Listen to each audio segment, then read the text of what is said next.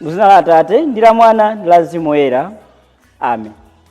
Tikulandireni abale okondeka mwa Ambuye pano pa gulu la Tiyankhuleni Ambuye lero lachinayi pa 1 August chaka cha 2024. Ndipo lero timachita chaka cha Alfonso Goli Woyera. Maotho oyamba akuchokera buku la mneneri Yeremiya mutu 18 kuyambira ndime ya 1 kulekera 6. Amene akutiwerengera mawu oyamba ndi Mr. Ernest Chasweka kuchokera ku St. Martin de Porres Parish mu Diocese ya Dedza. Ndipo salimo lathu ndi salimo namba 146. Mama wamthenga wabwino ndi monga adalembera Mateyo Woyera mutu 13 kuyambira ndime ya 47 kulekera 53. Ngera mawu amthenga wabwino komanso kutigawira mawu ndi Reverend Deacon Stephen Limbani Kasimu kuchokera mu Diocese ya Mangochi. Mawu oyamba. Mawu ambuku la mprofeti Yeremiya. Chauta adauza Yeremiya kuti nyamuka upite ku nyumba ya munthu waumbambiya, kumeneko ukamva mawu anga. Motero ndidatsikira ku nyumba ya waumbambiya, ndipo ndidampeza akuumbambiya pa mkombero. Chiwiya chimene ankaumbacho chitakhala chopotoka pomalinga ndi kaumbidwe kake kolakwika. Iye uja ankaumbaso chiwiya china ndi dothi lomwelo, monga ankafunira mwini wakeyo. Tsono Chauta adafunsa kuti, inu Aisraele, kodi ine sindingathe kuchita nanu monga amachitira waumbambiya? Zedi, inuyo muli m'manja mwangamu, monga momwe umakhalira mtapo m'manja mwa waumbambiya. Mawu a Ambuye. Tithokoze Mulungu. Ambuye akhale nanu, akhalenso ndi mzimu wanu. Mawu amthenga Woyera monga adalembera Mateyo. Ulemu kwa inu Ambuye. Pa nthawi yomweyo Yesu adati, ufumu wakumwamba uli ngatinso nkhoka limene anthu amaliponya mnyanja, ndipo limagwira nsomba za mitundu yonse. Likazaza anthu amalikokera ku mtunda. Tsono amakhala pansi, nsomba zabwino nkumazika m'madengu, zachabe nkumangozitaya. Zateronso pakutha kwa dziko lino lapansi. Anjelo azabwera nazachosa anthu ochimwa pakati pa anthu olungama, nkumawaponya m'ng'anjo ya moto. Kumeneko azalira ndi kukuta mano. Yesu adawafunsa anthu aja kuti, mwazimvesa zonsezi kodi? Iwo adati, inde. Apo iye adawawuza kuti, n'chifukwa chaketu mphunzitsi aliyense wa malamulo amene adaphunzira za ufumu wakumwamba ali ngati mwini banja amene amatulutsa zinthu zatsopano ndi zinthu zakale m'nkhokwe ya chuma chake. Yesu atasiriza kunena mafanizowa adachoka kumeneko. Mthenga wa Ambuye. Ulemu kwa inu Ambuye Yesu Khristu. Abale anga okondeka mwa Ambuye, lero ndi lachinayi pa 1 August 2024 ndipo tikuchita chaka cha Alfonso Liguori Woyera amene anabadwa mchaka cha 1696 ku Naples mdziko la Italy. Poyamba Alfonso Liguori ankagwira ntchito ya malamulo, ndipo mchaka cha 1732 Alfonso Liguori adatchuka kwambiri makamaka pa ntchito ya kulalika madera akumuzi, ndipo ankatchedwa kuti Redemptoris. Mchaka cha 1748 Alfonso Liguori Woyera adalemba buku limene limafotokoza makamaka maphunziro achikhalidwe cha uzimu, moral theology. Ndipo mbiri imafotokoza kuti Alfonso Liguori Woyera amakonda kwambiri amayi Maria, komanso amakonda sakramenti la kulapa.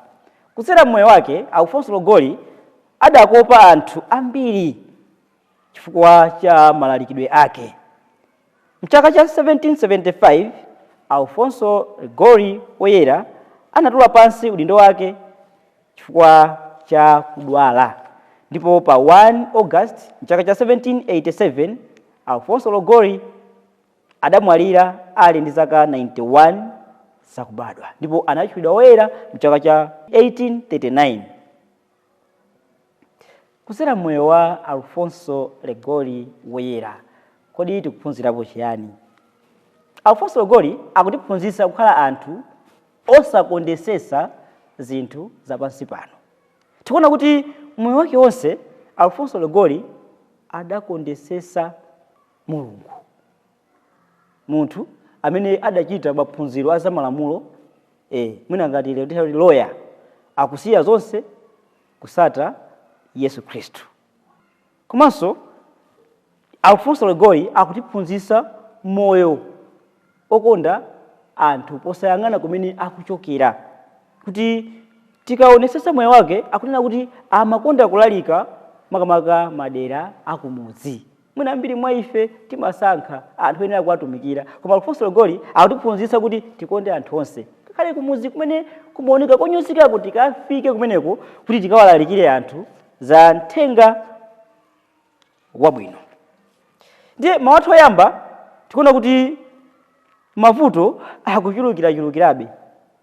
Yeremiya zulo taona kuti mavuto atampanikiza, adayamba kumfunsa Mulungu kuti Ambuye, chifukwa chiyani mwalola kuti izi zichitike kwa ine? Ndikunyozeka chifukwa cha zina lanu. Muli kuti Ambuye, mmene ndimavomera kuyitanidwa, kumene mmandita ndinkakana ine, koma lero ndikuona mavuto chifukwa cha mawu anu, chifukwa cha ntchito yanu. Where are you Lord? Ndikuvutika panopa ineyo. Ndiye tikuona kuti Ambuye Mulungu akumuyankha, koma yankho la Mulungu simene iyeyo amayembekezerayi. Akumuwuza kuti nyamuka upite kwa munthu owumba mbiya ndipo ukamve mawu anga. Yeremiya akunyamuka akupita kwa munthu owumba mbiya.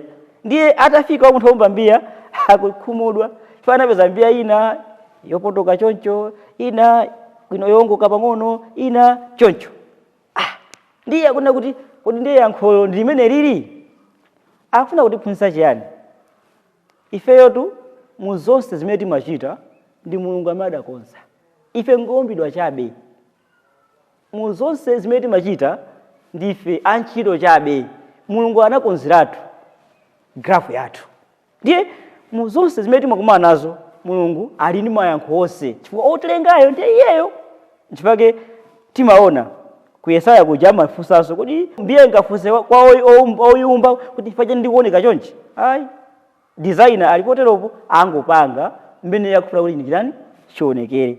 Mavuto amene timakumana nawo pa Chikhristu chathu pomwe wati wa siku ndi siku, mwini wake opereka mayankho ndiye Mulungu. Kuti tithakulira inde, kufuula inde, koma kodi mavuto timapita nayo kwa yani? Yeremiya atakumana ndi mavuto chifukwa cha ntchito ya utumiki imene amagwira, adadandaula, analirira Mulungu. Ifenso pamene tikumana ndi mavuto tiyang'ane mtanda wa Yesu Khristu. Muthenga wabwino Ambuye Yesu akupereka fanizo la okoka nkhoka. Timaona kwa ife amene takulera ku nyanja, anthu akamakoka nkhoka amapha zinthu zochuluka, somba. njoka, chule, akamba, zonse amazikukulula limodzi. Ndi amakhala pansi ndi kumasankhamo yabwino ponya uko, yoyipa ponya uko, choncho zinazo kutayira uko, kutenga zabwinozo kumapita. Afuna kutiphunzitsa chiyani? Ifenso pano pa dziko lapansi pali anthu osiyanasiyana, kuti the church is the mixed body of saints and sinners. Anthu olungama, anthu oyera, anthu ochimwa, onse akupezeka mu mpingo. Munafunsa nkumana kuti tikuyenera kuwakulula nkuwatayira kunja? Yankho ndi ayi. Tiyende limodzi ndithu. Anthu ochimwa amvenso mawu a Mulungu, olungama amvenso mawu a Mulungu. Ndipo anthu amene akuchita zabwino ayesese kuwathandiza ena kuti nawonso amuzindikire Mulungu.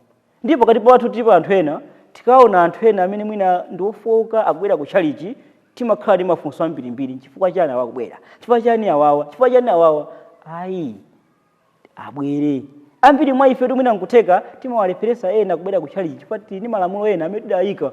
Inu simukuyena kubwera chalichi. Inu ndifuna mundiperekeze kwa nsembe ndikalape. Ayi, musapite. Inu ndiye ayi, inuyo ayi. Ayi, tilole aliyense kuti abwere mchalichi. The church is the mixed body of saints and sinners. Ndiye kudzera mu uthenga wabwino wa lero, mwina funso limene tingalisinkhisinkhe tsiku la lero ndiona kuti ine ngati Mkhristu kodi ndimawathandiza bwanji anthu kuzindikira mawu a Mulungu, kapena ndimawatchinga ena kuti asalandire, asamve uthenga wabwino? Tikuona kuti pokukulula nkhoka ija akunyamula zonse: nsomba, achule, akamba, uzu, njoka zomwe.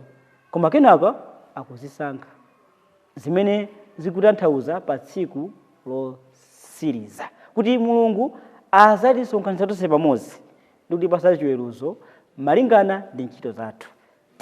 Tilole pakati pathu kuti anthu abwere mchalichi, amve mawu a Mulungu, tiwalalikire, tiwathandize kuti atembenuke mtima. Amen.